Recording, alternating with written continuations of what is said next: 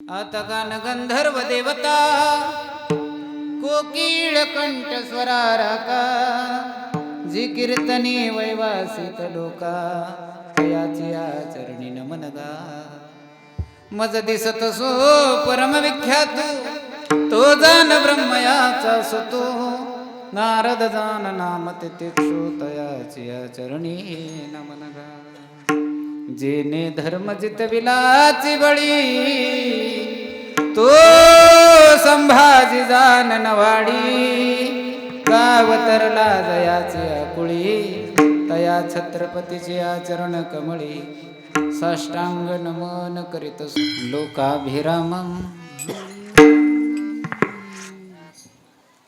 रणरंगधीरम राजीव नेत्रम रघुवंशनाथं लोकाभिरामं रणरंगधीरं राजीव नेत्रम रघुवंशनाथं कारुण्यरूपं करुणाकरन्तं श्रीरामचन्द्रं शरणं प्रपद्ये मनोजवं मारुततुल्यवेगं जितेन्द्रियं बुद्धिमतां वरिष्ठं वातात्मजवानरायोतमुख्यं श्रीरामदूतं शरणं प्रपद्ये हरिदासाची घरी मज उपजवा जन्मांतरी म्हणसी काही मागा हेच देगा पांडुरंगा प्रस्तुत प्राप्तस्थळी प्राप्त प्रसंगी कीर्तनरूपी सेवेकरिता निवडलेला भंग महाराष्ट्रातील थोर साधू वैराग्याचे मूर्तिमंत पुतळे देहू निवासी संत हृदय सम्राट विश्ववंद्य महाराष्ट्रभूषण जगद्गुरु तुकोबराय यांचा फार नाही पण 4 चरणाचा सर्वांच्या परिचयाचा मागणीपर प्रकरणातील अतिशय गोड असा अभंग सेवेकरता उच्चारलेला आहे. प्रस्तुत अभंगाच्या माध्यमातून जगद्गुरु तुकोबराया भगवान परमात्म्यानं जगद्गुरु तुकोबरायांना विनंती करावी. तुकोबराया 8 पिढ्याचा परमार्थ आहे तुमचा. विश्वंभर बाबापासूनची भक्ती चालत आली पण आज तगाय तुमच्या परिवारानं आमच्याकडे काही मागितलेलं नाही. त्या भक्तीचं ऋण माझ्या डोक्यावरती झाले. भगवान परमात्म्यानं विनंती करावी. कुणाला? अय देशमुखवाडी. कुणाला? तुकोबरायांना. तुकोबरायांना देवानं विनंती करावी. तुकोबराया काहीतरी मागा गड्या. हा महाराज म्हणले नाही रे देवा, आज तगायत 8 पिढ्याचा परमार्थ आमच्या वाडी वडिलांना केला पण आज तगायत तुझ्याकडे आम्ही कसल्याही प्रकारची मागणी केलेली नाही. आणि मग काही मागणी हे आम्हा अनुचित. आमच्या वडिलांची रीत आहे. आम्ही तुझ्याकडे काही मागणार नाही पण बराच वेळ विनंती केली. कुणी? देवानं विनंती केली. आणि मग तुकोबराय म्हणतात देवा तू म्हणतोयच ना काहीतरी मागा. मग म्हणसी काही मागा.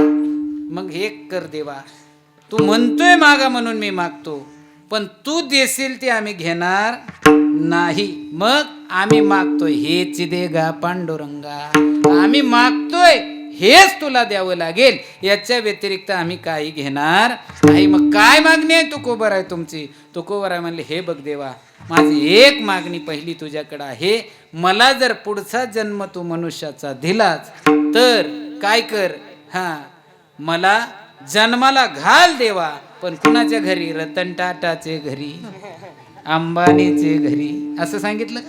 मग हरिदासाची घरी, मला हरिदासाच्या कुळामध्ये जन्माला घाल. मज उपजवा जन्मांतरी म्हणसी काही मागा हेच देगा पांडुरंगा. हे बघ देवा, पहिली मागणी माझा जन्म जर परत झाला या मृत्यूलोकामध्ये तर मला हरिदासाच्या कुळामध्ये हरिदासाच्या घरी जन्माला घाल. या व्यतिरिक्त मला जन्म नको. आणखी दुसरी मागणी मागितली माझ्या महाराजांना. हे बघ देवा, त्या हरिदासाच्या घरी जन्माला मी आलो. अनेक असे साधू संत त्यांच्या घरी येतील गड्या.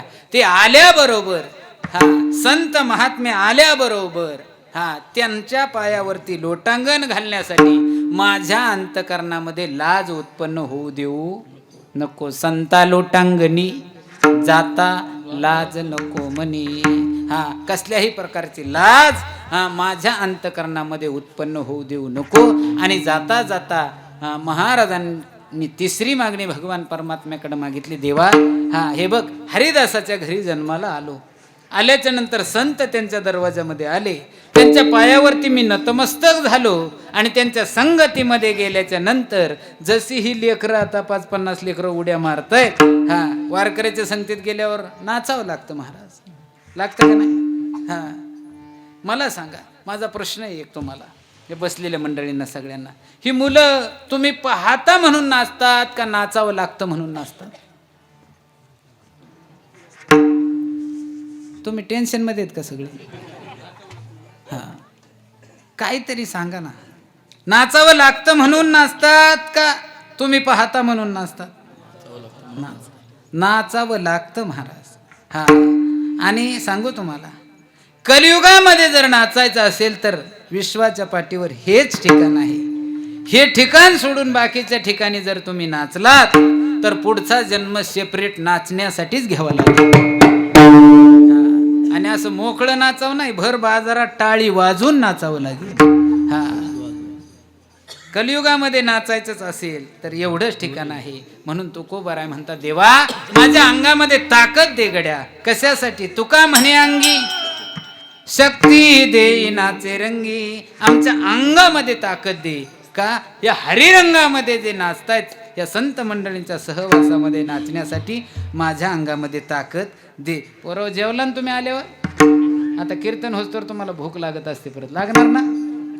हा तुम्ही पाहू नका माझ्याकडे, माझी पार PhD झाली, तुमच्यासारखी 50 मी सांभाळतोय. हा 100% भूक लागणार तुम्हाला, कारण तयारीची मुलं आहेत. ज्या महाराजांची मुलं आहेत त्यांना कोटी कोटी वंदन आहे. तयारी आहे. नुसतं चेहरा पाहिला तरी कळते मला हा माल कोणत्या फॅक्टरीचा आहे ते. हा छान आहे, चांगली होती ना पंगत? ते गडी सांगेल बघा पंक्तीच. तेवढं द्या गड्या महाराज मला जाताना. आमच्यात बी एक असंच आहे, लय गुटगुटीत आलं तेव्हा 35च होता, आता 65 भरते. तुकोबाराय म्हणतात, देवा इथं नाचण्यासाठी ताकद लागते. याच्यासाठी बोलतो बरं का बाळांनो मी. हा इथं नाचण्यासाठी आमच्या अंगामध्ये ताकद दे. तुका म्हणे अंगी शक्ती दे नाचे रंगी. म्हणसी काही मागा हेच दे गा पांडुरंगा विढल. संकल्पित वेळेमध्ये अतिशय गोड असं चिंतन मी देण्याचा प्रयत्न करील. तत्पूर्वी अल्पसा परिहार द्यायचा, तो म्हणजे असा, भामचंद्राच्या कुशीमध्ये वसलेल्या आपल्या या देशमुखवाडी, पोस्ट शिवे, तालुका खेड, जिल्हा पुणे, जगद्गुरु तुकोबरायांच्या पदस्पर्शाने पुनीत झालेल्या या भूमीमध्ये गेली 14 वर्ष भगवान हनुमंतरायाच्या पांडुरंगाच्या भव्य दिव्य अशा प्रांगणामध्ये चालू असणार आपला हा नामयज्ञ. 15व्या वर्षातील जागराची सेवा आजच्या दिवशी या ठिकाणी ज्यांच्या निमित्तानं मला तुमच्या सर्वज्ञांचं दर्शन होतंय ते आमचे परमस्नेही हरिभक्तीपरायण आदरणीय श्री दत्तात्रय दादा साहेबराव देशमुख. मला वाटतं 1 वर्षभरापूर्वी दादांची माझी शिक्रापूर परिसरामध्ये कार्यक्रमाच्या निमित्तानं भेट झाली, चर्चा झाली. एक 15-20 मिनिटाची आमच्या ताईसाहेब होत्या, त्यांचे चिरंजीव, सर्व परिवार होता. त्यांच्या एक नातेवाईकांचं पुण्यस्मरण असल्या कारणानं संपूर्ण हे बालगोपाळ घेऊन मी त्या ठिकाणी आल्या असल्या कारणानं दादांचा माझा परिचय झाला. आणि त्या निमित्तानं आज ज्यांचं कीर्तन सौजन्य आहे ते हरिभक्तीपरायण श्री संदीप ज्ञानेश्वर देशमुख, प्रथम लोकनियुक्त सरपंच देशमुखवाडी, आदरणीय दत्तात्रय दादा साहेबराव देशमुख, ॲडव्होकेट प्रतीक किसनराव देशमुख, अर्जुन शांतारामजी देशमुख आणि संदीप किसनराव देशमुख युवा उद्योजक, या सर्व मंडळींच्या सहकार्याने आजच्या सेवेचं मिळालेलं हे निमंत्रण, छान असं सप्ताहाचं आयोजन नियोजन. येताना थोडा त्रास होतो चाकण सोडल्यावर तुमच्याकडे. 4 वाजता निघालेला महाराज, 9 ते 11ची वेळ चांगली आहे तुमच्याकडे येण्यासाठी. म्हणजे जरी दुपारी निघाला बुवा तरी बरोबर 9 पर्यंत येईल ट्रॅफिकनी. हां आमचा ड्रायव्हर तर म्हणला उडी टाकावं का काय असं झाले. असो गड्या, त्रास तुम्ही सहन काढायचा. तुम्ही आमच्याकडे अजून ग्रामीण भागात बरं आहे, म्हणजे बऱ्यापैकी ट्रॅफिक आहे. वाघोलीपर्यंत आम्हाला बरं आहे जरा तिकडनं येताना. इकडं लयच भयानक परिस्थिती आहे. 3 किलोमीटर मी त्यांचा दादांचा मला 3 वेळा फोन आला. तुम्हाला किती किलोमीटर राहिलंय? 20ला आम्ही 29 किलोमीटरचा प्रवास, कुठून चाकण ते तुमचं गाव. आणि तेवढ्यात 10 मिनिटांनी त्यांनी 3 फोन केले. त्या 3 फोनमध्ये मी फक्त 3च किलोमीटर आलो होतो.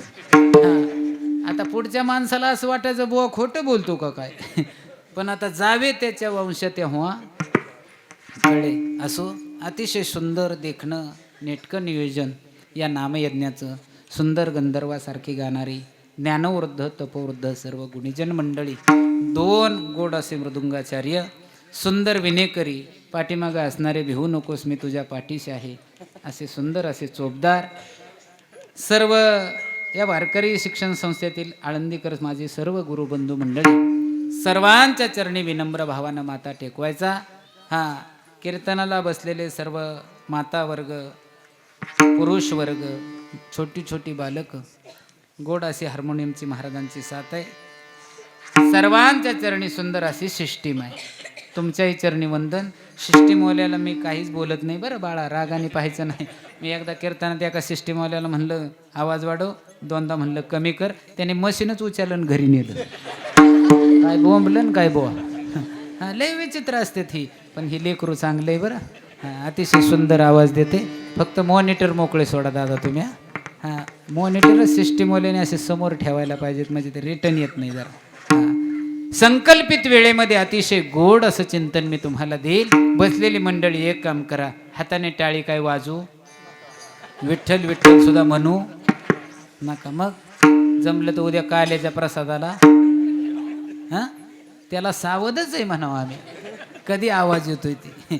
असो, हां, टाळी वाजू नका, विठ्ठल विठ्ठलही म्हणू नका. फक्त एक काम करा, सर्वांगाचे कान करून लक्ष देऊन ऐका. विठ्ठल मागणाराचा धिक्कार असो. त्या तुकोबारायांच्या गाथ्या जर बारकाईने अभ्यासला तर 450 अभंग जवळपास महाराजांचे तुकोबारायांचे देवाकडं मागणी मागितलेले अभंग आहेत. मग हे कसं हे जुळत नाही ना सूत्र. हे कसं सांगू तुम्हाला. त्याचं कारण असं आहे, मागणाराचे प्रकार वेगवेगळे आहेत गड्या. काय तुम्ही आम्ही मागतो 1, संत महात्मे मागतात 2 आणि भगवान परमात्मा मागतो 3. मागणाराचे प्रकार आहेत. आजच्या दिवशी कीर्तनकारावरती मर्यादा आहे. तशी तर कीर्तनकारावरती दररोजची मर्यादा आहे. हां, काय सांगावं कीर्तनामध्ये, काय ऐकावं बसणाऱ्यांनी. हां, तुम्ही तुकोबारायांच्या सानिध्यामध्ये राहिलेली सगळी मंडळी भाग्यवान मंडळी आहेत, त्या भूमीमध्ये राहतात. हां, ज्ञानवंत आहात. हां, तुमच्यासारख्याला माझ्यासारख्या लेकरानं सांगणं उपयोगाचं नाही गड्या. काय झालं चोपदाराला काय ना तिकडे. विठ्ठल विठ्ठल. खऱ्या अर्थानं कीर्तनकाराची मर्यादा सांगून जाईल मी तुम्हाला. काय सांगावं कीर्तनकाराने. हां, भक्ती ज्ञान विरहित इतरा गोष्टी न कराव्या, प्रेम भरे वैराग्याच्या युक्ती विवराव्या, जेणेकरून मूर्ती ठसावी अंतरी श्रीहरीची. ऐसी कीर्तन मर्यादा आहे टिळेकर महाराजाच्या घरची. असं सांगितलं का? मग कुणाच्या घरची? ऐसी कीर्तन मर्यादा आहे संतांच्या घरची. काय सांगावं कीर्तन करा. कीर्तन भक्ती ज्ञान आणि वैराग्य याच्या व्यतिरिक्त कीर्तनकाराने कीर्तनात बोलायचं नाही. कीर्तन म्हणजे टाइमपास नाही, कीर्तन म्हणजे मनोरंजनाची गोष्ट नाही गड्या. हा सांगू तुम्हाला, हा सामान्य गोष्ट नाही. जेणेकरून मूर्ती ठसावी अंतरी श्रीहरीची, ऐसी कीर्तन मर्यादा आहे संतांच्या घरची. जेणेकरून या सगळ्या बसलेल्या मंडळींच्या हृदयामध्ये एकदा तरी भगवान परमात्म्याची मूर्ती येऊन ठसावी. माझं मत आहे. 400-500 समाज आहे आपला कीर्तनाला. नका 500 सुधरू द्या गड्या, नका 500 मध्ये बदल होऊ द्या गड्या. बाकीचे 499 लोकांनी टाइमपास म्हणून घेऊ द्या. पण सांगू तुम्हाला, कीर्तनकाराने कीर्तन लोकाला बरं वाटावं म्हणून कधी करायचंच नाही महाराज. माझं वाक्य घरी घेऊन जा. हां, आमची कीर्तनं तुम्हाला बरं वाटावं याच्यासाठी मुळीच नसावी, तुमचं बरं व्हावं याच्यासाठी नक्की असावी. बरं वाटावं याच्यासाठी नाही. तुम्ही मला लई चांगलं म्हणावं आणि त्याच्यासाठी मी कीर्तन करावं. परमार्थ हा लौकिकाचा नाही सज्जनो. लोकांना वरपंगी सुरू केले, आता सोंग ढोंग सुरू झाले, आणि त्यातले त्यात कीर्तनकारांनीच लई लाजा सोडल्या महाराज. आणि त्यांचा दोष नाही व. असं झालं गावगाव. आमच्याकडचं सांगतो, मला जायचंय. आमच्याकडं असं झालंय, जे सप्त्याच्या तारखा घ्यायला तेच नारायणगावच्या तारखेला. आमच्या दौंड तालुक्यातलं सांगतो. मग ते कधी इकडं आलेलेच नाही, त्यांना कीर्तन कशा संग खात्यात हेच माहीत नाही ना महाराज. ही भयानक परिस्थिती झाली महाराज. सांगू, ज्ञानी ज्यांनी आयुष्य परमार्थामध्ये घातलं, कधीतरी थोरा मोठ्यांची चांगली चांगली वक्त्यांची कीर्तनं ज्यांनी ऐकली, त्यांच्या हातानं तारखा घेत जमावली. सांगू तुम्हाला, भयानक आहे. सांगतो आणखी एक गोष्ट तुम्हाला. 2-4 दिवसाचा प्रसंग आहे. कीर्तन झालं, समाज होता जवळजवळ 4-4.5 हजार. श्रीगोंदा तालुक्यातलं गाव आहे, मी नाव सांगणार नाही. कीर्तन झालं आणि सगळी प्रतिष्ठित मंडळी, दादा तुमच्यासारखी प्रतिष्ठित मंडळी अशी आली. त्यातला एक श्रीगोंदा तालुक्यात मंत्री लेवलचा माणूस आहे. जवळ आले, म्हणले महाराज किती वर्ष झालं कीर्तन करता? मी म्हणलं झाले आता 20 वर्ष, 21वीं सुरू आहे. 20 वर्ष झालं मी फेटा बांधलेला. सांगा 20 वर्षात किती माणसं, किती लोक तुमच्या हातून माळकरी झाले? मी म्हणलं वर्षाकाठी 5-50 तर नीट हलक्या हाती माळकरी माझ्या हातानं होतं. कोण सुधारलं मग त्यातलं? मी म्हणलं 50 पोरं जर माझ्या हातानं वर्षाला माळकरी होत असतील, पण सांगू तुम्हाला त्यातले किती सुधारले मला? मी म्हणलं एक पण नाही सुधारलं. मग काय कीर्तन करून उपयोग? मी म्हणलं 100% माझा कीर्तन करून उपयोग नाही. मग कीर्तनन हे गावचे सप्त्याने एवढा मोठा खर्च नाही, ही कशासाठी एवढी मंडळी बोलायची, का खर्च करायचा? मी त्यांना म्हणलं माझं बोलून झालं, मी खाली बसलो. त्यांचं बोलणं झाल्यावर मी पुन्हा उठलो, आणि पुन्हा उठल्यावर मी त्यांना म्हणलं माऊली मला 5 मिनटं बोलण्याची संधी द्या. मी जाहीर बोलणारा महाराज आहे, तुम्ही परत मला बोलू नका, माझं त्याच्याहून काही खुटलेलं नाही. म्हणलं हे बघा, वर्षाला 50 माळकरी आमच्यासारखा एक कीर्तनकार तयार करतो, आणि सप्ताहाच्या काळात 50 पोरं माळकरी करायचं काम आमचं आहे, आणि इलेक्शन लागल्यावर पार्ट्या ठेवून त्यांच्या माळा काढणारे तुम्हीच आहेत. कोणत्या गावच्या पुढाऱ्यानं इलेक्शनला उभा राहिला आणि गावात 500 लोकांचं पारायण केले सांगा ना मला. महाराष्ट्रातला असा एक पुढारी दाखवा मला. मी पुढाऱ्यांना नावं ठेवणारा माणूस नाही, मी पुढाऱ्याच्याच गावात जन्माला आलोय. पण सांगू तुम्हाला, ही खरी परिस्थिती आहे महाराज. राजकारणी लोकांनी कधीतरी एकत्र येऊन मोठा नामयज्ञ तालुक्याच्या वतीनं केलाय, 5000 लोकांचं गाथापारायण केलंय, झालंय का कधी असं? मग मोठी मोठी पातेली गावात आली की समजायचं इलेक्शन आलंय. ही खरी परिस्थिती आहे महाराज. लोकांना खरं बोललेलं आवडत नाही. मी म्हणलं हे काम तुमचं आहे. आम्ही चांगल्या वळणाला लावलेले, आम्हा वारकऱ्यांनी चांगल्या वळणाला लावलेले लोक वाम मार्गाला कोणी नेली, आणि बोंबलायचं कोणाच्या नावाने? मरल होय महाराज. ही खरी परिस्थिती आहे. काय सांगत होतो मी? कीर्तनाच्या मर्यादा गड्या. कीर्तन टाइमपास म्हणून कधी ऐकू नका. सांगू तुम्हाला, सर्वांना कथाभाग माहिती आहे. काय माझ्या नामदेवरायांचं कीर्तन चालू असताना काय झालं? झोपू नका महाराज, वडायचं असतं. झोपायला टाइम अजून 45 मिनिटं राहिले. नामदेवरायांच्या कीर्तनामध्ये कोण नाचला? देव नाचला. किती किती नाचला? नाचता नाचता देवाचा गळला पितांबर. आमचे कबीरदास महाराज शेजारी होते. ते म्हणले देवा किती नाचतोस? देवाला म्हणले सावध होई देवाईसे बोले कबीर. देवाला नाचावं नामदेवरायांच्या कीर्तनामध्ये. माझा असा प्रश्न आहे तुम्हा मंडळींना, ऐका. जर नामदेवरायांच्या कीर्तनामध्ये देव येऊन नाचत होता तर आजच्या कीर्तनात नसावा का? मग कीर्तन आमचे श्री गुरु स्वानंद सुखनिवासी सिद्ध सद्गुरू शंखनाथजी महाराज नेहमी सांगायचे. महाराज सांगू, कीर्तन समाजाला आवडेल असं कधी करायचं नाही म्हटले बाळा. कीर्तन समाजाला आवडेल असं कधी करायचं नाही. कधीतरी तुझं कीर्तन देवाला आवडेल याच्यासाठी कीर्तन करायचं. परमार्थ लौकिकाचा नाही गड्यानो. हा, लौकिकाचा नाही. आता सगळा परमार्थ लौकिकाचा झाला महाराज. कुठून महाराज आला आणि त्याचे पैसे किती याच्यावर त्याची इमेज ठरवली जाते. हा, इथं भंडाऱ्यावर भामचंद्रावरती गाथा पारायण करण्याला किंमत नाही महाराष्ट्रात राहिली. हा, तुम्ही किती गाथा वाचा, किंमत नाही. हा, त्याने 40 सांगितले, मी 45 सांगितले की मी मोठा. त्याला हरिपाठ काही येत नसाल. हा, ही भयानक परिस्थिती महाराष्ट्राची आहे. हा भाग चांगला आहे महाराज. हा, परमार्थाला पोषक मंडळी आहात तुम्ही. हा, सज्जन हो, सांगू तुम्हाला, आम्ही 2 तास काय सांगतो ना, याच्यापेक्षा उरलेले 22 तास आम्ही काय करतो ह्याची शहानिशा करूनच इथून पुढे तारखा घ्यायच्या, लक्षात ठेवा. हा, आमच्या 22 तासाला काही किंमत आहे का नाही? हा, इथून गेल्यावर जर आम्ही नुसत्याच टापळ्या हाणत असू, ना हरिपाठ नाही, गाथा नाही, ज्ञानेश्वरी नाही, दिंडीला नाही. दिंडीला सगळा 15 लाख समाज दिंडीला ना, हा इकडंच वर्ष श्राद्ध हानीतोय. तसल्याची नावं जाहिरातीत सुद्धा टाकायची नाही महाराज. लय लवकर सप्ताह बंद पडत असतो. हा, ही खरी परिस्थिती आहे. थोडं बोललो त्याबद्दल दिलगिरी व्यक्त करतो, पण ही शोकांतिका आहे महाराज महाराष्ट्राची. महाराष्ट्र ही काही सामान्य भूमी नाही महाराज. हा, मी जवळजवळ अख्खा भारत फिरलोय म्हणजे तीर्थयात्रेमुळं. हा, या पोशाखाला इतकी किंमत आहे महाराज, सांगू तुम्हाला. कुठंही गेलं या पोशाखावरती, हा, कोणत्याही राज्यामध्ये जा आपल्या भारत देशातल्या, लगेच म्हणणार महाराष्ट्र के आहे ना तो. हा, ज्ञानोबा तुकोबा, त्यांना म्हणता येत नाही ज्ञानोबा तुकोबा महाराज.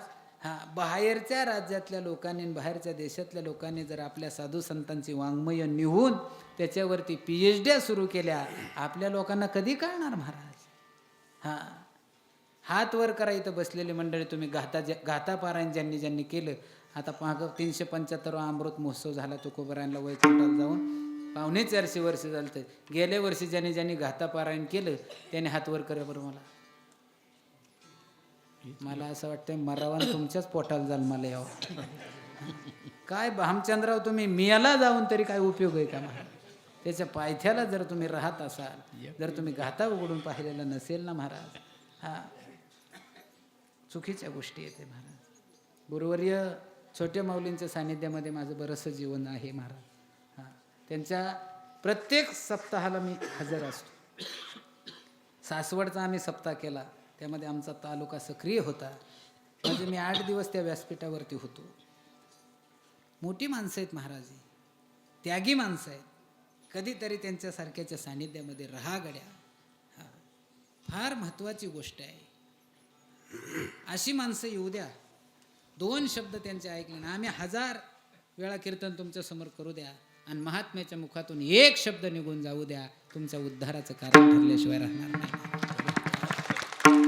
राहायला मिळणार नाही.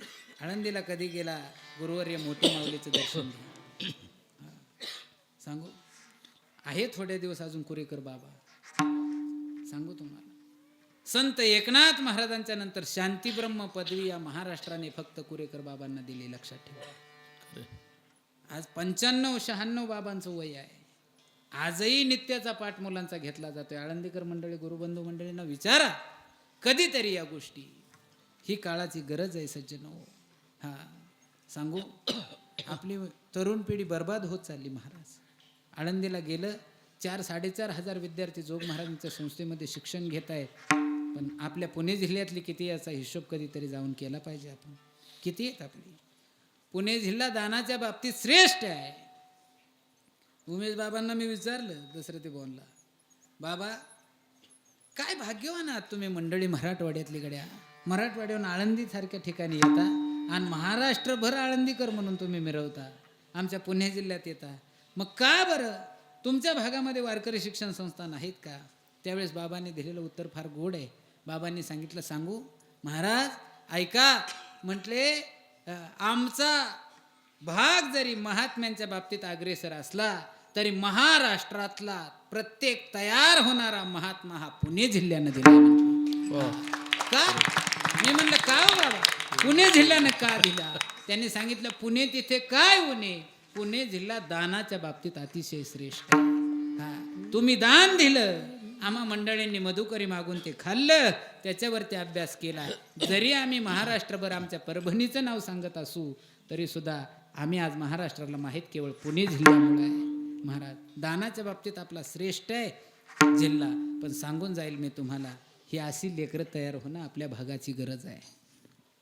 ही गरज आहे सज्जनो. किती वर्षाचा सप्ताह झाला याला किंमत नाही. आपल्या गावातले टाळकरी किती याला फार किंमत आहे. हा, किती गावचे टाळकरी. ही लेकरं आजच आलेत ना, खरं सांगा आजच आले ना. 6 दिवस तुम्हाला इतका आनंद मिळाला, मग एवढीच 50 आपल्या गावात नाहीत का? जाऊ द्या, ज्यांची ज्यांची लग्न झाले त्यांनी हात वर करा. अरे बापरे, एवढे ब्रह्मचारी दादा तुमच्या गावात, मला माहितीच नव्हतं. मला लग्न सगळ्याची झालेत महाराज, पण हात वर करायची सुद्धा इच्छा राहिली. काही ना करायचे होते पण तिकडं पाहतेत, बघती का काय पपेची आहे. हा, त्याच्या पुढचं एक विचारतो बघा. आता आमच्या माता मावल्यांना प्रश्न आहे माझा, ऐका. तुमच्या सगळ्यांची झालीत बरोबर. ज्यांचं ज्यांचं गिऱ्हाईक पितंय त्यांनी हातवर करावं. आता इकडं तर बीपीच वाढला असते काहीच. करती का काय हातवर, करती का काय. ऐका ना दादा, ही महाराष्ट्राची संस्कृती आहे. प्रत्येकीला माहिती आहे आपलं गिऱ्हाईक कसं आहे, पण समाजात माझ्या मालकाची मान कधी खाली जाणार नाही. याला म्हणायचं पतिव्रता. हा, तुम्ही कसलंही असू द्या, प्रत्येकाला माहिती आहे कुणाचं कसं आहे, पण नाहीच ते समाजात हातवर करणार. माझं तसलं नाही गड्या. ही आपल्या महाराष्ट्राची संस्कृती आहे. काय सांगत होतो मी? कीर्तनच सांगतो मी, काय पोत्राचं गाणी म्हणाय आलो. ऐका ना सज्जनो, नामदेवरायांच्या कीर्तनामध्ये जर भगवान परमात्मा नाचत होता, येतच होतो ना मी. हां, तर माझा एक प्रश्न आहे तुम्हाला, आजच्या कीर्तनामध्ये नसेल का? मग देवाला आवडेल असं आम्ही कीर्तन केलं पाहिजे आणि कीर्तनाची मर्यादा सांगून गेलो. हा, जे ने करोनी मूर्ती ठसावी अंतरी श्रीहरीची, ऐसी कीर्तन मर्यादा आहे संतांच्या घरची. मग आजच्या दिवशी कीर्तनकारावरती मर्यादा काय आहे? हा, पहिल्या दिवशीच्या कीर्तनकारानं भगवान परमात्म्याचं नामपर रूपपर गुणसंकीर्तन करायचं. उरलेल्या 5 दिवसामध्ये, तुमच्याकडे 7च दिवसाचा सप्ताह आहे ना, 4 दिवसाचा, उरलेल्या 2 दिवसामध्ये 3 दिवसामध्ये उपदेशपर, स्थितीपर, प्रासंगिक, संतपर, अनेक जे अभंग आहेत त्याच्यावरती कीर्तन करायचं. गेलेले 3 दिवस जी सेवा केली, आजच्या दिवशीच्या कीर्तनकारानं भगवान परमात्म्याकडे मागणी मागायची आणि उद्या काल्याच्या प्रसादाच्या रूपानं देव तुमची ती मागणी पूर्ण करणार. अशी संतांची मर्यादा. विठ्ठल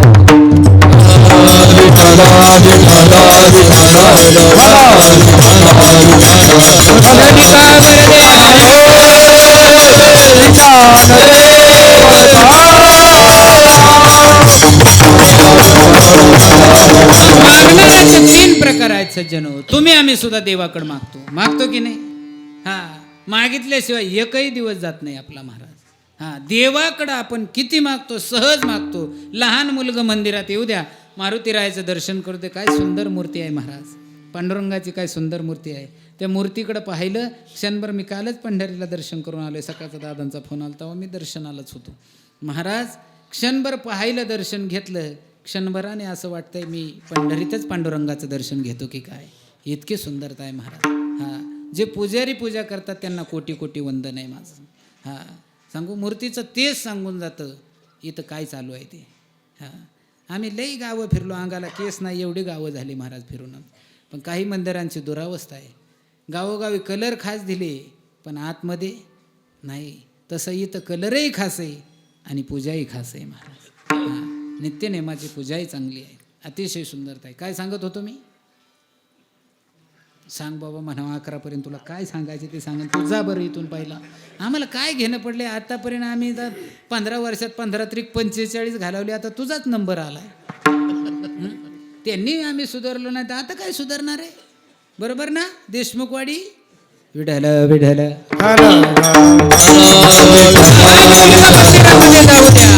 लहान मुलगा देवासमोर गेले की हात जोडतं देवाला आणि सहज देवाला मागणी मागतं. देवा मला सुखाचा ठेव. हा, काय मागणी मागतं? सुखाचा ठेव. साधी मागणी वाटते का तुम्हाला? तुम्हाला ही साधी मागणी वाटते का? सुखाचं ठेव ही मागणी साधी वाटते का? लहान मुलगा आहे, सुखाचं ठेव. देवानी जर तथाच तू म्हटलं तर त्याला आयुष्यात कधी दुःख झालं नाही पाहिजे. आता दुःख नाही झालं पाहिजे याच्यासाठी देवाला थोडा धंदा लागला का बघा. हां, हळूहळू ते मोठं होतंय. ते शाळेत नाही गेलं तरी पास झालं पाहिजे, अभ्यास नाही केला तरी पास झालं पाहिजे. हां महाराज, कुठल्याच गोष्टीचं त्याला बरं हळूहळू गेलं कसं तरी ढकल स्टार्ट करत 10वीपर्यंत. हां, 10वीला त्याला जर कमी मार्क पडले तर ते नाराज होईल. मग देवाला थोडं काम लागलं का? पेपर लिहावा लागला. कोणाला? देवाला. सुखाचं ठेव, मागणी पूर्ण करायची त्याची. महाराज पुढं जाऊन ते गावात असं 10वी झालं बोंबलत हिंडायला लागलं. आणि मग हां, पाहता 18-21 वर्षात झालं. आणि तिथून पुढं महत्त्वाचा निर्णय असतो काय? हे निवळ गावात असं बोगस फिरत होतं, त्याला कोण देणार? आता चांगल्यांनाच मिळाना. हां महाराज, माझ्या गाडीत 5-25 बायोडाटे पडले, ते विचारा. जो भेटेल ते एकच गोष्ट सांगतो, महाराज तुम्ही लय फिरता. मग म्हणलं काय करू? हां, एखादी गरिबाची असलीच बघा. मी म्हणलं पोरगं काय करताय? काहीच करत नाही. म्हणलं तसंच मसोबाल सोड. हां, काय करतो? हां, अरे पुरी एज्युकेटेड झाल्या. हां, रेल्वे चालवतात मुली आमच्या, विमान चालवतात मुली, आर्मी देशाची सेवा करतात मुली, पोलीसमध्ये मुली, जिथं तिथं मुली येतात. हां, प्रत्येक सिग्नलला पुणे जिल्ह्यात राहणारी मंडळी आहेत. प्रत्येक सिग्नलला 2 महिला कॉन्स्टेबल आहेत का नाही? प्रत्येक सिग्नल. आणि पोरग दिलं गावात सोडून, युवा कार्यकर्ता जिंदाबाद. हां, कोण देणार पोरी महाराज? हां, आपल्या मुलाला 2 रुपये कमवायची अक्कल येईपर्यंत त्याच्या हातात मोबाईल नको आहे महाराज. आमच्या तालुक्यात गोपाळवाडी नावाचं गाव आहे, ऐकून असाल तुम्ही. कालच्या ग्रामसभेला ठराव झाला, संध्याकाळी 6 ते 8 गावातील टोटल मोबाईल आणि टीव्ही बंद. तुम्हाला टेन्शन आलं का काय? सरपंच नाही असा निर्णय घेणार लगेच आपले.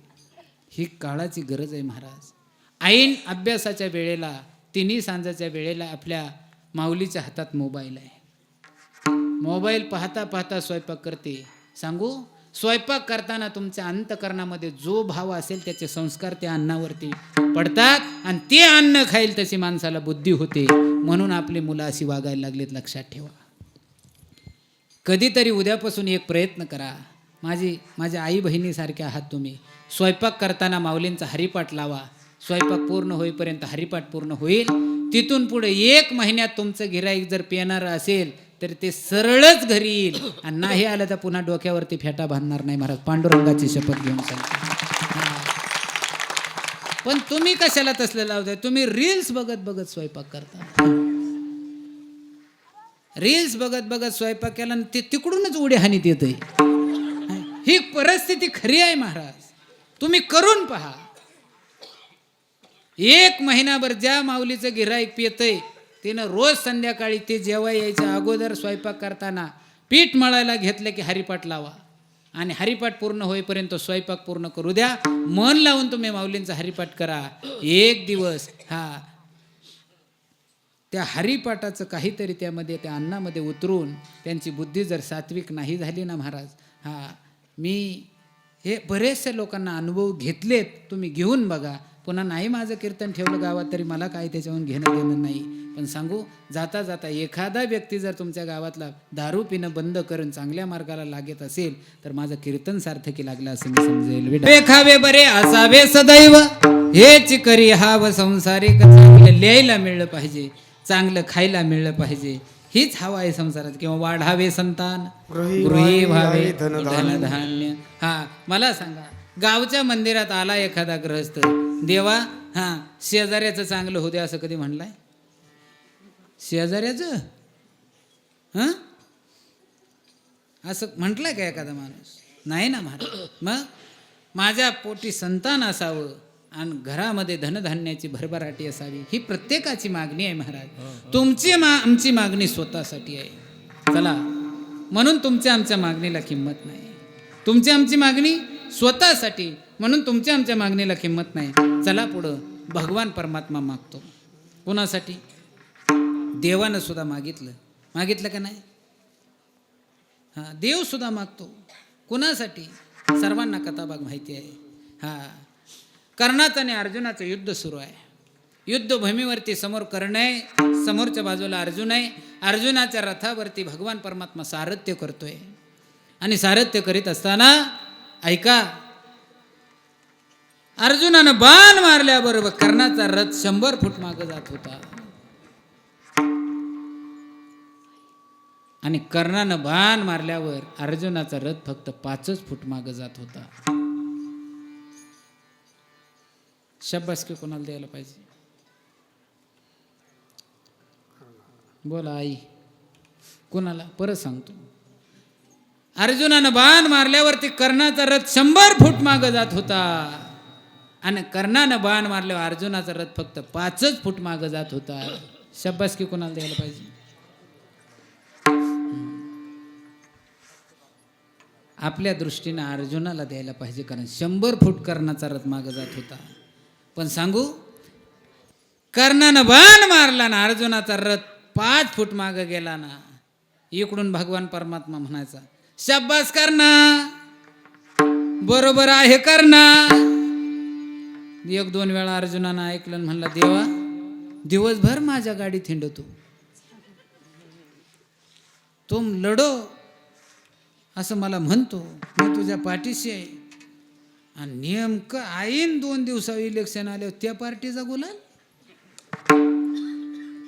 नेमकं काय धरायचा विश्वास? अरे माझ्या रथावरती सारथ्य करतो आणि कर्णाला शाबासकी देतो, मी बाण मारल्यावर कर्णाचा रथ 100 फूट मागे जातोय. त्यावेळेस भगवान परमात्म्यानं दिलेलं उत्तर फार गोड आहे. अर्जुना ऐक, अरे तुझा रथ काही सामान्य नाही. तुझ्या रथावरती काय आहे? ध्वजस्तंभावरी वानरू, तो मूर्तिमंत शंकरू, सारथी सारंग धरू अर्जुनेसी. ध्वजस्तंभावरती वानरू म्हणजे मारुतीराय आहे. ध्वजाच्या स्तंभावरती तो मूर्तिमंत शंकरू, भगवान शंकराचा अधिष्ठान आहे. आणि सारथी सारंग धरू मी, गतिर्भरता प्रभू साक्षी निवासम शरणम सुहृत प्रभव प्रलय स्थानम निदानम बीजम. म्या बोलविल्या वेद बोले, म्या चालविल्या सूर्य चाले, म्या हलविल्या प्राणो हले, जो जगाते चाळिता. हा मी समर्थ या ब्रह्मांडाचा धनी तुझ्या रथावरती सारथ्य करत असताना सुद्धा तुझा रथ जर कर्णानं बाण मारल्यावरती 5 फूट मागं जात असेल तर शाबासकी कर्णालाच दिली पाहिजे. चालणार नाही देवा, तू माझ्या रथावरती सारथ्य करतोय, तू ड्रायव्हर आहे गाडीचा. ड्रायव्हरनी मापातच राहायचं, लय कट हाणायचं नसते. ती आमच्याला नाही सांगत. तो आमच्या भाचा आहे, बहिणीचा मुलगा आहे. तो बघतोय ना रखा माझ्या, त्याला अंदाजच नाही आला त्या छोट्या छोट्या रस्त्यांचा. 2-3 ठिकाणी एवढी गाडी आपटली ते ना, येलाच नाही त्याला. म्हणला आता मला जाताना नाही तर तुमची तुम्ही चालवा. कुठं आधी लागत बसतात. आमचं जीवनच त्यांच्या ताब्यात आहे महाराज. निमा आयुष्य गाडीत चाललं महाराज लोकांचं. विठ्ठल विठ्ठल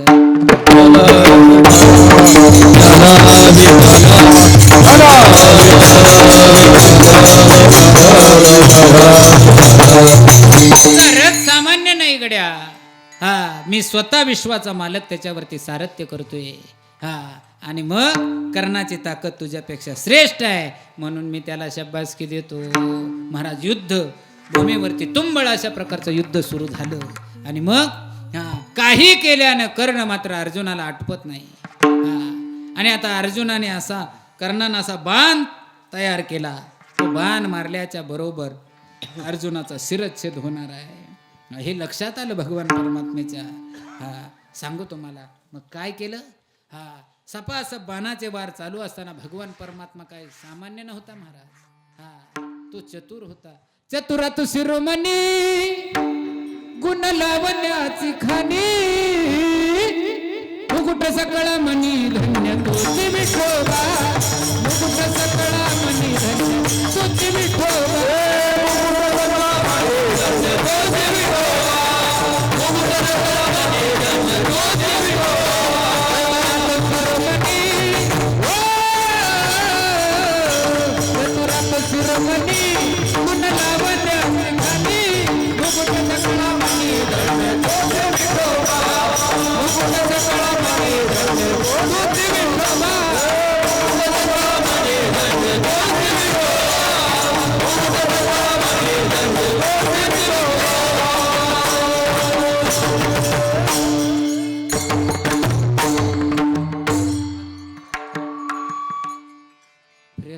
बघा असला ऐकलेलं गोड वाटते.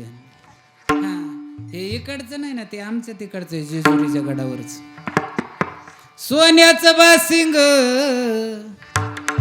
मी काही दिवस तिकडेच होतो कोरोनाच्या काळात. नाही ना महाराज, हा ही संप्रदाय चाल ना, या लेकरांसाठी म्हणलो मी. चतुरा तो शिरोमणी गुण लावण्याची ठाई, मुकुट सकळा धन्य तूची विठोबा. चतुरा तो शिरोमणी, चतुरांचा शिरोमणी आहे. जाणलं भगवान परमात्म्याने कर्णाला सांगितलं, अर्जुनाला सांगितलं, अर्जुना अरे समोरून येणारा जर आता कर्णाचा जो वार आहे ना बाणाचा, तो तुला संपवणार आहे. सामान्य नाही करणं. मग काय केलं, चतुराचा शिरोमणी भगवान परमात्म्याने कर्णाचा रथ हळूहळू जमिनीमध्ये रुतवायला सुरुवात केली. चाक हळूहळू जमिनीमध्ये रुतवायला सुरुवात केल्याच्या नंतर महाराज तो कर्ण होता महाराज, युद्धामध्ये प्रवीण, धनुर्विद्येमध्ये प्रवीण असणारा कर्ण केलं का, एक हात रथाच्या धावपट्ट्याला लावला, चाक हळूहळू जमिनीतून काढतोय. अर्जुनाचा बाण समोरून येत असताना कर्णानं केलं काय, कर्णाचे समोरचे जे 2 दात होते त्यांना सुवर्णाचे होते, सोन्याचे दात होते. त्या दातामध्ये बाण घेतला आणि दाताने बाण धनुष्याला लावला, ताणला आणि अर्जुनावरती सोडला. दाताने बाण मारून बघा परिस्थिती युद्धभूमीची कशी आहे. एक हात रथाच्या धावपट्ट्याला, हातामध्ये धनुष्य, दाताने बाण मारतोय, तरी सुद्धा अर्जुनाला आटोपायला तयार नाही. काही केल्यानं आटपत नाही. आणि आता समोरून येणारा बाण अर्जुनाचा प्राण घेतल्याशिवाय राहणार नाही, असा विचार मनात आला देवाच्या. आणि तसा बाण तयार केल्याबरोबर देवानं युक्ती केली गड्या. काय केलं, देवानं काय केलं, एक गरीब ब्राह्मणाचं रूप घेतलं आणि ब्राह्मणाचं रूप घेतलं आणि कर्णासमोर जाऊन उभा राहिला. आणि उभा राहिल्याबरोबर सांगितलं, महाराज मी एक गरीब ब्राह्मण आहे, माझ्या मुलीचं 2 दिवसावरती लग्न आहे, माझी एक विनंती आहे. मला असं कळालंय आत्तापर्यंत तुमच्या दरवाजात आलेला एकही याचक विनमुख माघारी गेला नाही. माझी विनंती आहे, काहीतरी मला दान द्या. दान द्या म्हणल्यावर कर्ण म्हणतो, हे पहा तुम्ही ऐकलंय हेही बरोबर आहे, तुम्ही आलाय ती जागाही योग्य आहे, पण ज्या वेळेला आलाय ती वेळ मात्र अयोग्य आहे. का, माझ्याकडे होतं तेवढं मी सगळं दान केलेलं आहे, आता माझ्याकडे तुम्हाला देण्यासाठी काही राहिलं नाही. देवानं तेवढीच संधी साधली आणि सांगितलं, महाराज तेवढ्यात कर्णाने थोडं स्मित हास्य केलं, दात चमकले. चमकल्याबरोबर देवाने सांगितलं, हे बघा महाराज माझी विनंती आहे, मला असं कळलंय तुमचे पुढचे दात सोन्याचे आहेत, तेवढे 2 दात दिले की माझ्या मुलीचं लग्न झाल्याशिवाय राहत नाही. मला सांगा ते 2 दात दिल्याच्या नंतर पुढं काय, पुढं जाऊन चहा सांगू तुम्हाला, काय मृत्यूच आहे ना महाराज. 2 दात काढून दिल्याबरोबर पुढं मृत्यू आहे 2 मिनिटामध्ये.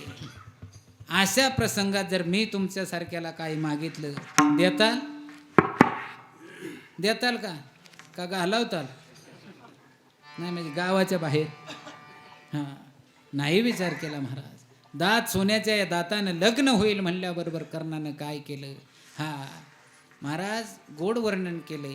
कर्ण भिडता समरंगणी बाणी व्यापिले रणी,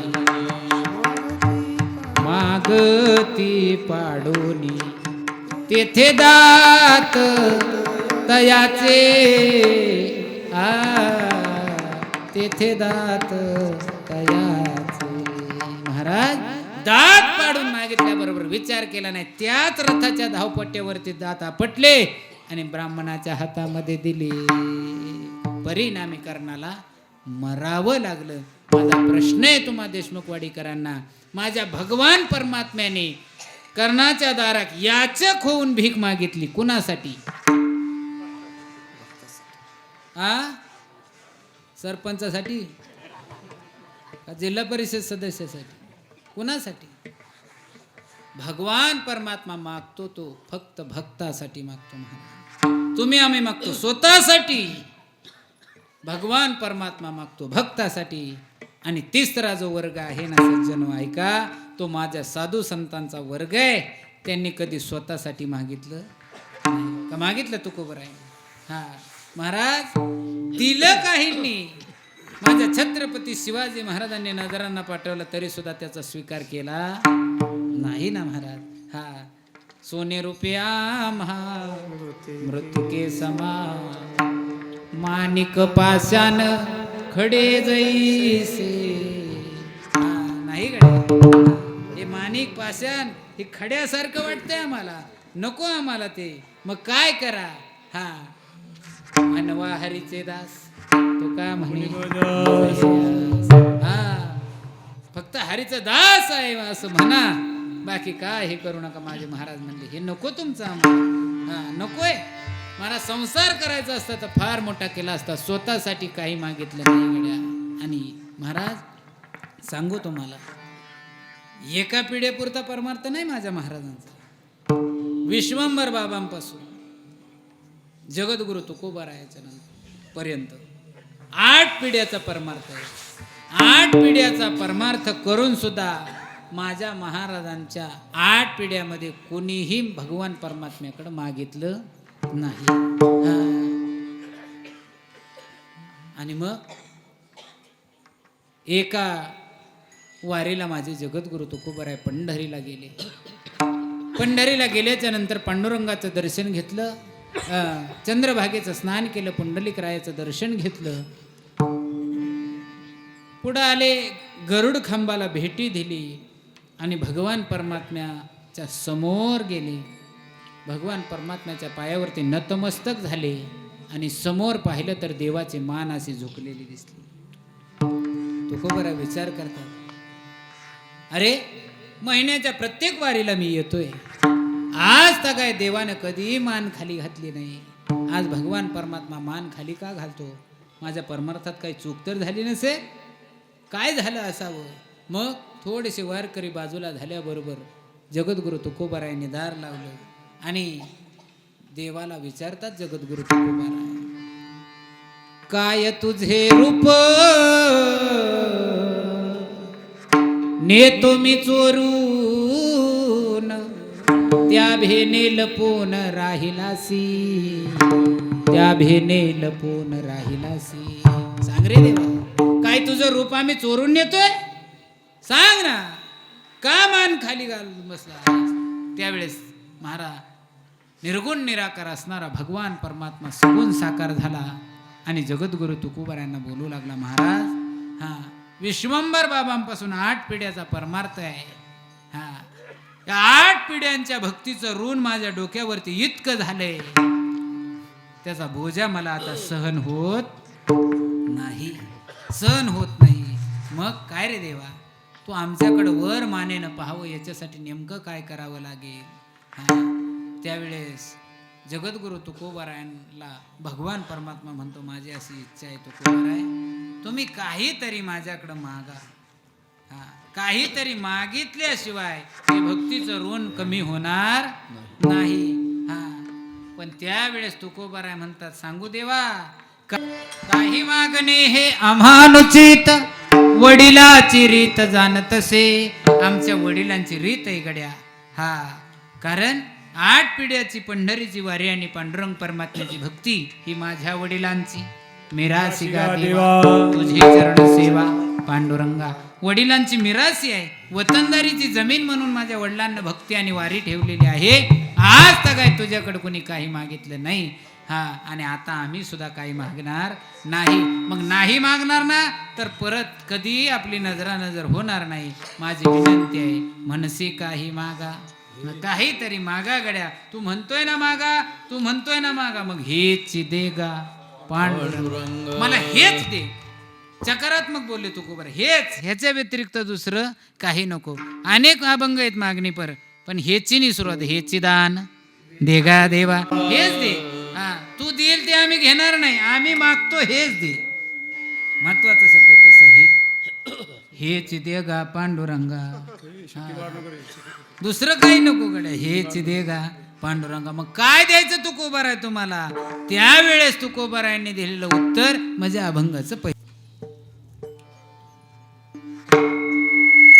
लय 10-15 ठिकाणी गंधगोळी लावली म्हणजे हरिदास. हा, लय अशा मोठ्या मोठ्या मण्याच्या माळा घातल्या म्हणजे हरिदास.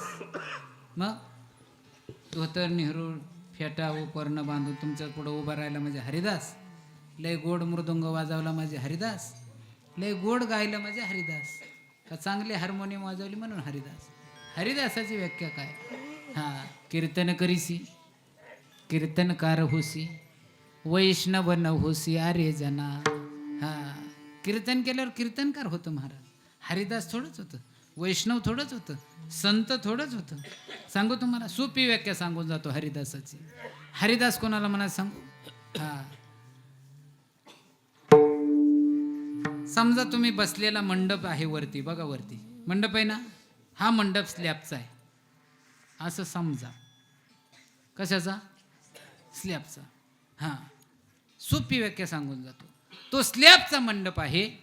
हा, असा मंदिराला चिटकून इथपर्यंत सगळा स्लॅबचा मंडप आहे. सगळेजण तुम्ही कशाला आला तिथं?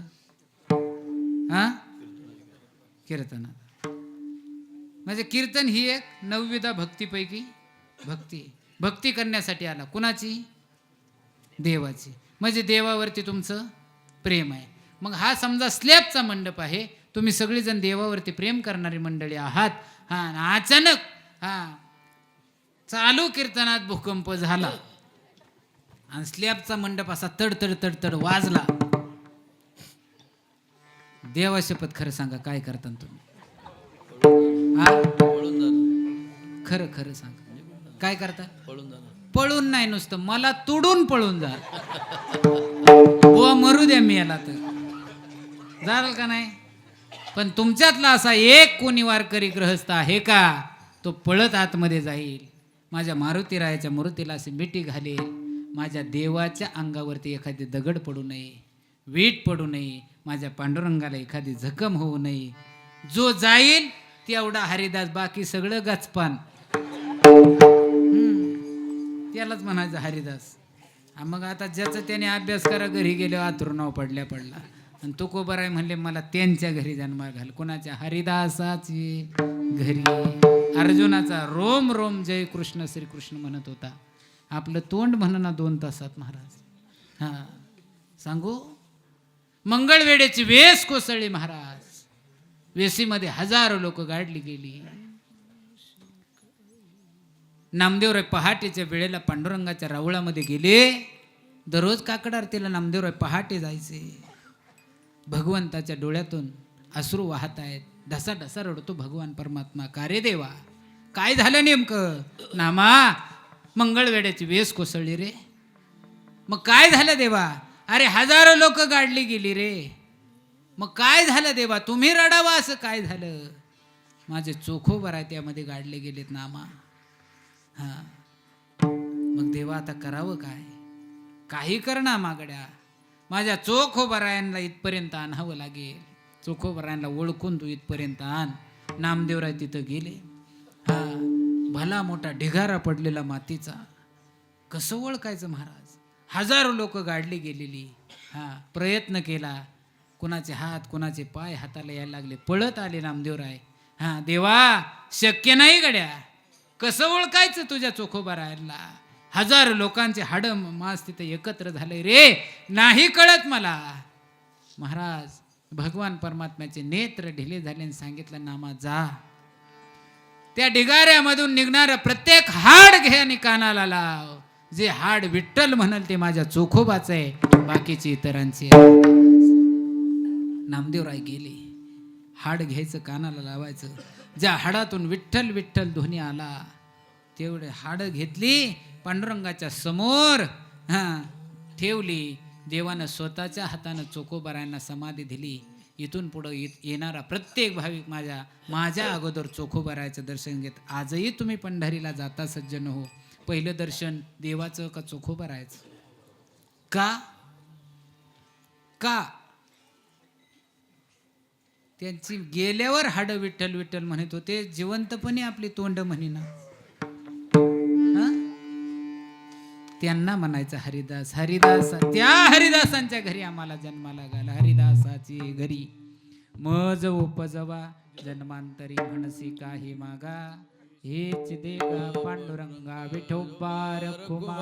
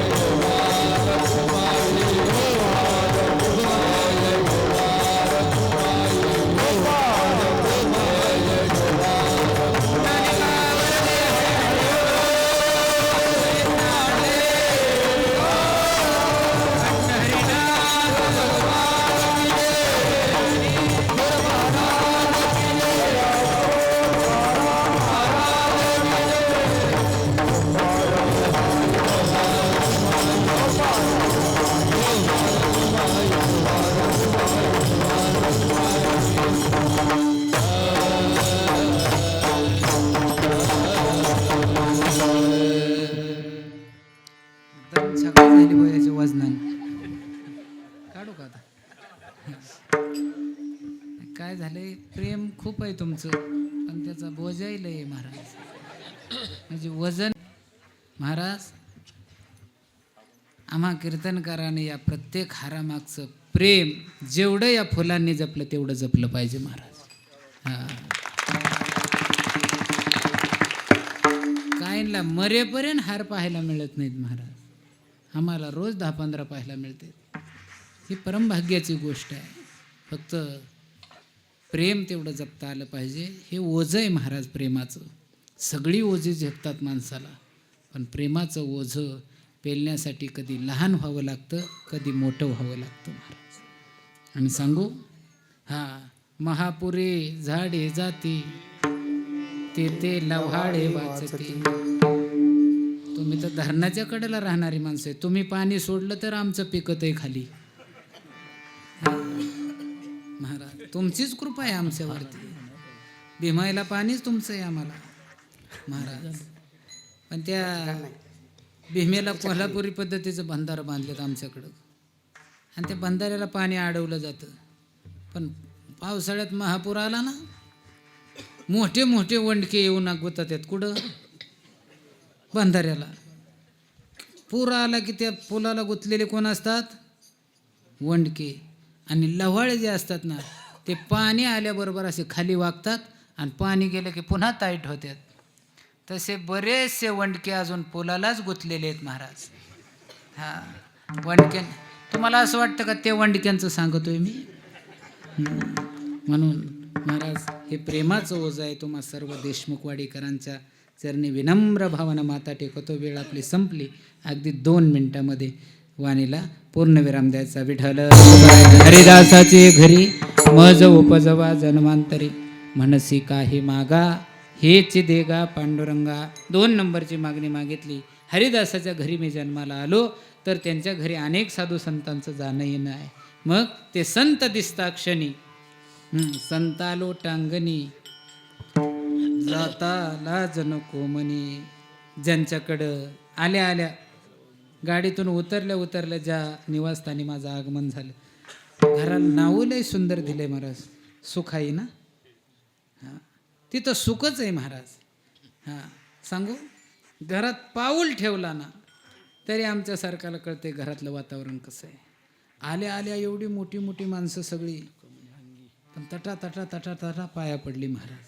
संस्कार सांगून जातात. हां, हे सांगूनच जात असते. म्हणून मी सांगतो दादांनो, ऐका.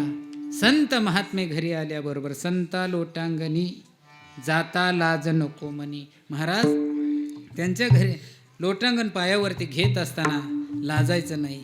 संत संत संत या शब्दाची व्याख्या मी मगाशी सांगून गेलो. नव्हती ते संत करिता कवित्व, संतांचे ते आप्त नव्हती संत. काय? कवित्व केल्यानं संत होत नाही. संतांचा नातेवाईक झाला म्हणून संत होत नाही. हां, संतांची व्याख्या फार वेगळी आहे. हां, त्यांच्या पायावरती नतमस्तक होण्यासाठी महाराज म्हणतात की माझ्या अंतकरणामध्ये लाज उत्पन्न होऊ देऊ नको. संता लोटांगणी जाता लाज नको मनी. आणि जाता जाता तुकोबाराय म्हणतात, देवा माझ्या अंगामध्ये शक्ती दे गड्या, शक्ती दे. कशासाठी? घरी मज उपजवा जन्मांतरी म्हणसी काही मागा हेच देगा पांडुरंगा. माझ्या अल्पशा बुद्धिमत्तेप्रमाणे संकल्पित वेळेमध्ये या अभंगावरती चिंतन मांडण्याचा प्रयत्न केला. जे योग्य आहे ते श्री गुरूंचं, संत महात्म्यांचं झालेली सेवा तुम्हा सर्व मायबापांच्या चरणी, भगवान परमात्म्याच्या चरणी, जगद्गुरू तुकोबरा ज्ञानोबरायांच्या चरणी समर्पित करून माझ्या वाणीला पूर्णविराम देत असताना, किंबहुना तुमचे केले धर्म कीर्तन हे सिद्धी नेले, येत माझे जे उरले पायी कपोल. तुमच्यासमोर जे मांडलं ते माझं काहीच नाही बा. फोडिले भंडार धन्याचा तो माल, मी तो हमाल भारवा. हे माझे श्री गुरु स्वानंद सुखनिवासी सिद्ध सद्गुरू शंखनाथजी बाबा यांच्या चरणकमलावरती माझं शिरकमल झुकवतो. त्यांच्याकडून त्यांच्या कृपेनं जे काही मिळालं त्यातलं थोडं बहुत तुमच्यासमोर मांडण्याचा मी प्रयत्न केला. ही सेवा सादर करीत असताना नोहे हा खेळ एकल्याचा म्हणून मेळ मिळविला. या न्यायानं महाराष्ट्रातील सर्व गुणीजन दिग्गज मंडळी, तुमची माझी जवळजवळ पहिलीच भेट आहे. त्या योगानं अतिशय गोड सर्वांनी साथ केली. सर्वांच्या चरणी विनम्र भावानं माता टेकवतो. वारकरी शिक्षण संस्थेचे सर्व माझी छोटी छोटी गुरुबंधू मंडळी सर्वांच्या चरणी विनम्र भावानं माता टेकवतो. गोड मृदुंगाचार्यांनी दोघांनी साथ केली, त्यांनाही वंदन. हे लेकरूही गोड वाजवते. थोड्या दिवसात गाजविल महाराष्ट्र. केली प्रॅक्टिस तर पहाटे उठतो ना, पहाटे 7:30ला. गोड आहे हात. त्यांच्याही चरणी वंदन. ज्यांची शूटिंगची सेवा आहे त्यांनाही वंदन. विनेकरी, चोपदार, भालदार, शिष्टीमले सर्वांच्या चरणी वंदन. तुम्ही का म्हणाल हे सगळे गडी तुला म्हणू वाजू लागलं म्हणून यांची नावं घेतो, आमची काय तुझ्या तोंडाला चावते ती काय? तुम्ही कीर्तनाला आलेली लोक सगळी देवासारखी आहेत. जे लवकर येऊन पुढं बसले ते देवासारखे आहेत. जे उशिरा येऊन मागं बसले ते देवच आहेत महाराज. आणि जे अजून 5 दिवसात इकडं आलेच नाही ते महादेव आहेत. त्यांना तरी कशाला नाराज करायचं आहे. जाता जाता एक हात जोडून विनंती करतो सर्वांनी, मोठ्या प्रेमानं सगळ्यांनी हात वरती करायचे. गोड असं आपल्याला भजन करायचं आहे. तरुण मंडळींना विनंती आहे, ज्यांच्याकडं चांगला मोबाईल आहे त्यांनी शूटिंग करायचं आहे. कळू द्याला खेड तालुक्यातल्या लोकांना आमच्या देशमुखवाडीचा परमार्थ कसा चालला आहे. काय गोड भजन करतात बघा आमच्या देशमुखवाडीची लोक. जागराचं कीर्तन सेवा होती, अतिशय सर्वांनी गोड भजन केलं. हात कोणी खाली ठेवू नका, जर काय झालं तर त्याला मी जबाबदार नाही. घ्या हात खाली घ्या. वा वा, काय इमानदार लोक आहेत. सर्वांच्या चरणी विनम्र भावानं माता टेकवतो. पुनश्च एकदा ज्यांचं कीर्तन सेवेचं सौजन्य आहे त्या सर्व मंडळींना कोटी कोटी वंदन. ज्यांच्यामुळं मला तुम्हा सर्वज्ञांचं दर्शन झालं ते आमचे परमार्थ स्नेह हरिभक्तिपरायण दत्तात्रय दादा साहेबरावजी देशमुख. नेहमी आमच्या आश्रमाला दादांचं फार मोठं सहकार्य असतं. कधी फोन केला आहे अशी अशी अडचण आहे आणि त्यांनी केलं नाही असं कधी काम आमचं झालं नाही. सहज 5 मिनिटाची भेट आणि त्यातून झालेलं प्रेम, त्या योगानं तुम्हा सर्वज्ञांचं दर्शन. भगवान परमात्म्याकडे विनंती करते, अशी काही माणसं समाजात आहेत गड्या ती जागृत परमार्थ करतात आणि काही असे आहेत ते दाखवून परमार्थ करतात. कसं आहे म्हणून त्यांच्याही चरणी वंदन करतो. आणि पुनश्च एकदा सर्व देशमुखवाडीकरांच्या चरणी विनम्र भावना माता टेकवतो. माझ्या वाणीला पूर्णविराम.